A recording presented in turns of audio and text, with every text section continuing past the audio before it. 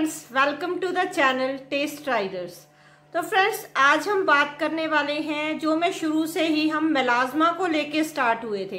तो लोग समझते हैं कि मेलास्मा जो है वो एक बीमारी है, बट सबसे पहले आप ये जान लो कि जो मेलास्मा झाइयां हैं, पिगमेंटेशन है, वो कोई भी बीमारी नहीं है।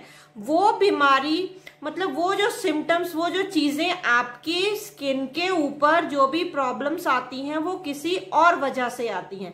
तो वो बहुत सारी जो वजह है, जो कारण है, वो मैं अपनी पिछली वीडियोस में आपको बता चुकी हूँ।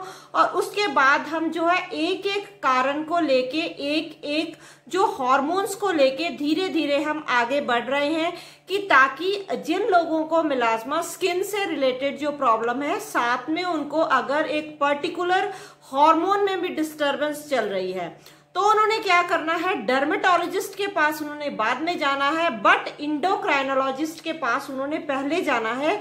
क्योंकि जब आप जो प्रॉब्लम की जड़ है, ठीक है, उस जड़ को हमने खत्म करना है। अगर वो जड़ आपका कोई हार्मोन है तो उस हार्मोन को जब आप ठीक करेंगे तो धीरे धीरे जो आपकी पिगमेंटेशन है, स्किन से रिलेटेड अगर आपको कुछ भी प्रॉब्लम हो रही है, झाइयां हो रही है, तिल कईयों लोगों के निकलने लग जाते हैं, तो कुछ भी जो प्रॉब्लम होती है तो वो उसका जो कारण होता है वो कारण कोई और होता है। ठीक है, तो सबसे पहले बात ये जाने की, इसीलिए जो बहुत से लोगों की जिनको मेलास्मा है, बहुत से मतलब 90% लोग अगर देखा जाए तो उनको मेलास्मा होता है। तो 90 में से जो कारण है, 50% लोगों के कारण जो होते हैं वो हार्मोनल होते हैं। 40% लोग ऐसे होते हैं कि जिनके कारण का पता ही नहीं चलता है। तो अगर हम 50% लोग भी ठीक हो जाएं तो कितना जो कम एवरेज कितनी है, वो कितने कम लोग जो है हाफ को हम ठीक कर पाते हैं। ठीक है, तो इसलिए सबसे पहले जड़ को पकड़ना होता है। तो आज हम जो बात कर रहे हैं, जिन लोगों को साथ में झाइयां हैं, साथ में उनको इनफर्टिलिटी की प्रॉब्लम है, पीरियड जो है वो अच्छी से नहीं आते हैं, और साथ में जो है उनको थायराइड की प्रॉब्लम है। तो ये सारी जो चीजें हैं, ये सारी प्रॉब्लम्स जो है वो उसकी जो जड़ है वो एक ही है। तो उस जड़ को हमने किस तरह से ठीक करना है, उसके लिए आ जाते हैं। तो थायराइड होता क्या है, सबसे पहले ये जान लेते हैं कि थायराइड होता क्या है।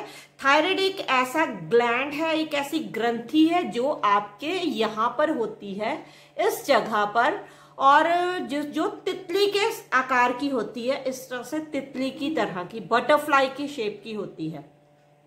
तो ये हमारे शरीर के लिए बहुत इंपॉर्टेंट ग्लैंड है।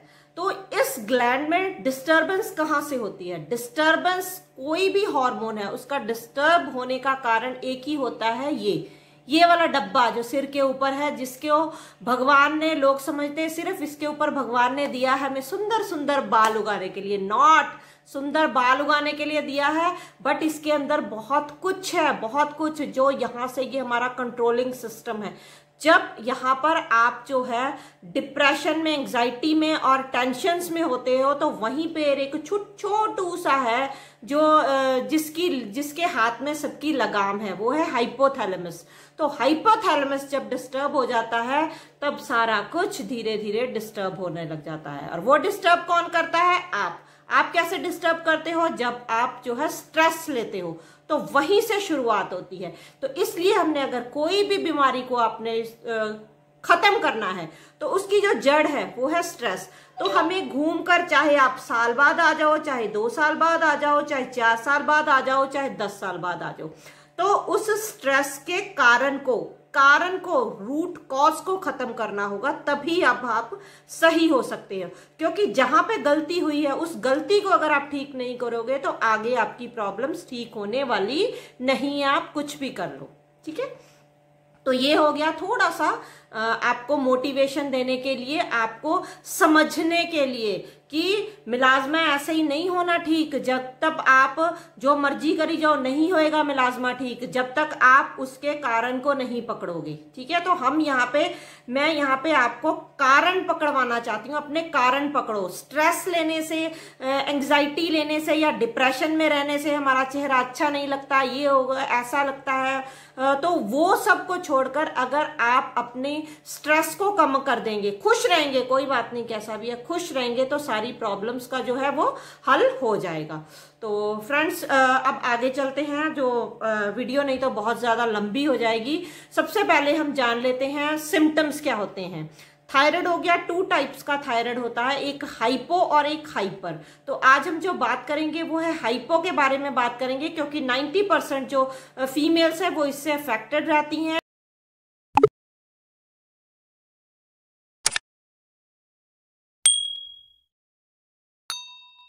और 90% लोग इसके जो है जकड़े हुए हैं इस चीज से। तो इसमें सबसे पहले आपको क्या होता है, इसमें जो होता है आपको भूख कम लगने लग जाती है। भूख कम लगने की वजह से आपको जो है वीकनेस, टायर्डनेस, थके थके रहते हो, पैरों में सूजन, पैरों में दर्द रहता है, एड़ियों में दर्द रहता है, ठीक है। और उसकी वजह से जो है आपका भूख कम लगती है, खाते तो हो नहीं, कॉन्स्टिपेशन हो जाता है, साथ में कॉन्स्टिपेशन हो जाता है, साथ में उसके साथ क्या है आपका इसमें हाइपोथायराइडिज्म, मोटा करने वाला थायराइड है ये। तो इसमें क्या होता है आप मोटे होने शुरू हो जाते हैं, मतलब कि आपका वेट गेन होना शुरू हो जाता है, ठीक है। साथ में आपके जो है आपको याददाश्त की कमी होने लग जाती है। दिमाग में जो है जितना ज्यादा स्ट्रेस लोगे उतना ज्यादा हार्मोन बिगड़ेगा, तो याददाश्त जो है वो बिगड़ने लग जाती है, बाल झड़ने लग जाते हैं। स्किन के ऊपर जो है ये यहाँ पर तो बटरफ्लाई जो है, ये बटरफ्लाई जब बिगड़ती है तो यहाँ पर बटरफ्लाईज बननी शुरू हो जाती हैं फेस के ऊपर, जिसको कि हम झाइयां बोलते हैं, ठीक है। आपके नेल्स हैं, जो नेल्स हैं इनमें मजबूती नहीं रहती है, ये कच्चे से नेल हो जाते हैं, मगर पकड़ के नेल कटर की भी जरूरत नहीं है, ऐसे करो वो अपने आप टूट जाएंगे, ठीक है। ये सब होने लग जाता है। हार्ट रेट जो है आपका वो नॉर्मल से कम रहेगा, तो आपको जो है कमजोरी आने शुरू हो जाती है।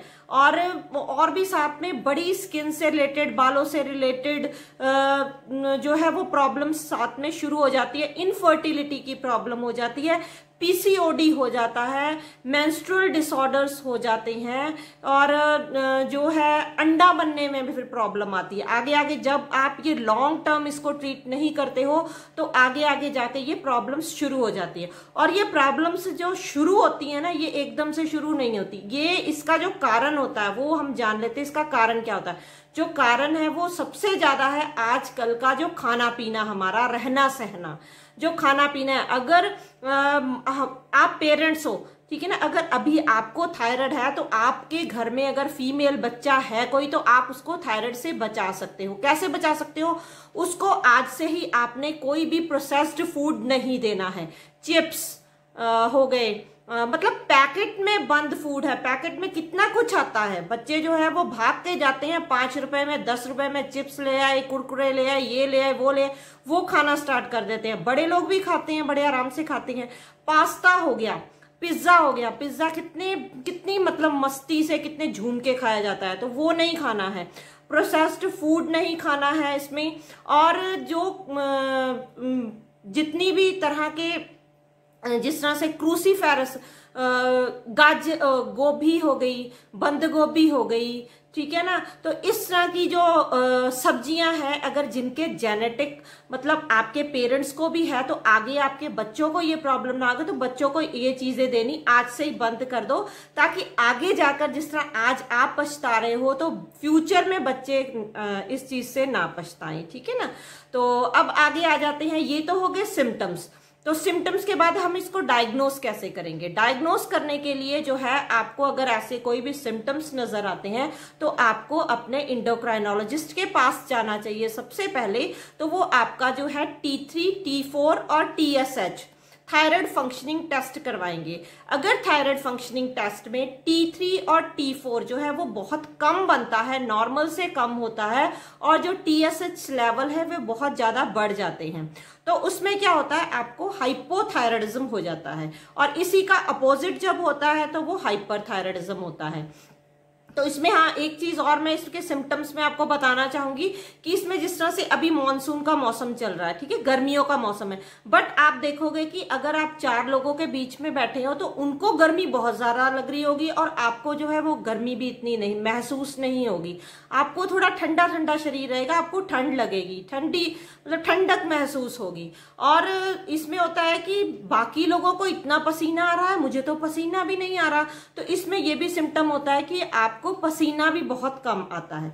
वही हाइपर में क्या होता है कि आपको गर्मी बहुत ज्यादा लगेगी, जो है घबराहट होगी बहुत ज्यादा, हार्ट रेट बहुत ज्यादा होता है, हर काम में जल्दी मची रहती है और जो है पसीना भी उसमें बहुत ज्यादा आता है। तो ये हाइपर के जो है सिम्टम्स होते हैं। और डायग्नोस कराने जाओगे तो उसमें भी इसका जो है वो अपोजिट होता है। अब नेक्स्ट आ जाते हैं कि जब आपको डॉक्टर मेडिसिन देते हैं तो वो मेडिसिन जो आपने लेनी है वो सुबह खाली पेट लेनी होती है और खाली पेट लेने के बाद कम से कम 45 मिनट बाद आपने कुछ भी और जो दूध चाय जूसेस जो भी आप लेते हो वो उसके बाद लेना होता है। इवन कि गर्म पानी भी उसके बाद ही आप लीजिए 45 मिनट्स के बाद, ठीक है। और अगर आप कोई और मेडिसिन ले रहे हैं जिस तरह से डायबिटीज की है या कोलेस्ट्रॉल की है, कुछ और मेडिसिन भी ले रहे हैं, तो उसमें भी जो गैप होना चाहिए वो कम से कम 3 से 5 घंटे का या 6 घंटे का, वो जो गैप होना बहुत ही जरूरी होता है। तो इसलिए जितना हो सके अर्ली इन द मॉर्निंग जो है आप जल्दी जब आप उठते ही हो तो उसी टाइम पे आप थायराइड की मेडिसिन ले लीजिए, ताकि अगर आप डायबिटीज की मेडिसिन भी ले रहे हैं तो वो टाइम पे ली जाए। और दूसरी इंपॉर्टेंट चीज इसमें क्या होती है कि आपको 3 महीने बाद इसका टेस्ट जो है वो रिपीट करवाना होता है। तो उसमें आप ये बिल्कुल भी जो है इसको ढील मत दीजिए कि हम डॉक्टर के पास एक बार चल गए, उन्होंने मेडिसिन लिख दी है तो हम मेडिसिन ले रहे हैं, कोई बात नहीं 6 महीने बाद साल बाद एक बार चेक करवा लेंगे। तो ऐसा बिल्कुल भी, ये गलती बिल्कुल भी नहीं करनी है। आपने 3 महीने बाद जो है अपना जो है थायराइड को टेस्ट करवाना होता है, ताकि जो आपकी डोज है वो बढ़ानी है या घटानी है वो आपके डॉक्टर देख लेंगे, तो उस डोज को आपको देना होता है, ठीक है। तो कई बार क्या होता है कि हमने डोज तो कम लेनी है, तो जिस तरह 50, अभी अगर आपका 50 मिलीग्राम की गोली चल रही है, बट धीरे धीरे 3 महीने के बाद अगर आपको 25 मिलीग्राम की गोली की जरूरत है, बट आप 50 लेते जा रहे हो, डॉक्टर के पास नहीं गए, 6 महीने साल आप लेते जा रहे हो, तो उसका आपको बैड इफेक्ट हो जाएगा, तो आपको हाइपर थायराइडिज्म हो जाएगा, तो वो भी आपको नुकसान देने वाला और वो बहुत ज्यादा नुकसान देता है, ठीक है फ्रेंड्स। तो इसके लिए जो डाइट हमने क्या लेनी है, वो डाइट जो है इसके नेक्स्ट एपिसोड में मैं आपको बताऊंगी, तो इसको यहीं पे हम जो है करते हैं खत्म। तो इसके आगे वाले एपिसोड में सारा मैं जो आपने फुल डाइट आपने क्या लेनी है थायराइड की डाइट वो आपको थायराइड में भी काम आएगी और आपको मेलास्मा में भी फुल सपोर्ट करेगी। तो आपकी अगर दोनों चीजें एक ही डाइट लेने से ठीक हो जाती हैं तो ये तो सोने पे सुहागे वाला काम हो गया, ठीक है ना। तो वो हम करेंगे नेक्स्ट एपिसोड में। आज के लिए इतना ही, मिलते हैं अपने नेक्स्ट वीडियो में। तो till then bye, stay happy and healthy.